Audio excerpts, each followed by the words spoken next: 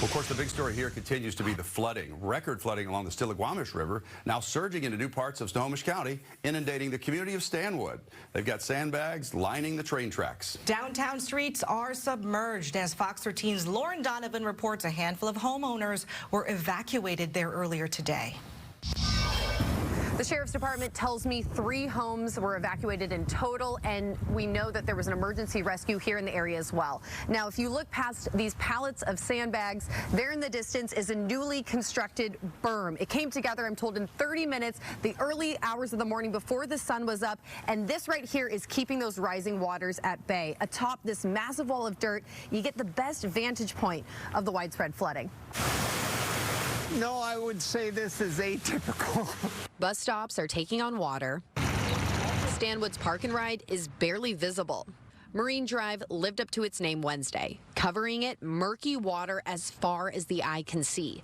This berm right here, built overnight, is holding it back.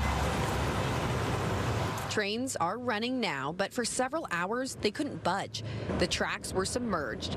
South County Fire shared these photos of recruits sandbagging. It appears their early morning efforts were not in vain. A few days ago, they were getting feet of snow as opposed to inches of snow up on all the passes. The rain started earlier this week, washing much of that melt away.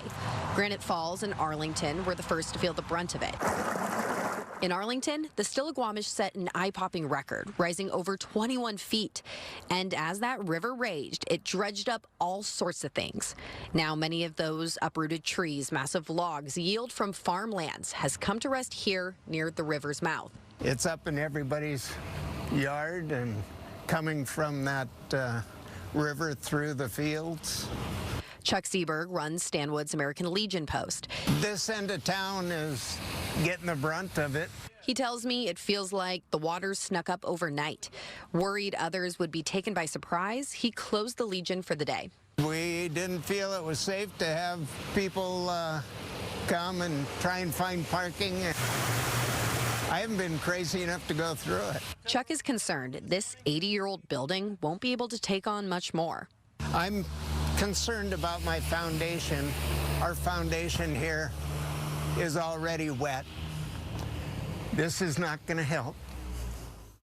Snohomish County Emergency Management tells me, though the waters are beginning to recede, it could take hours, if not days, to drain everything we're seeing here along the Stillaguamish River.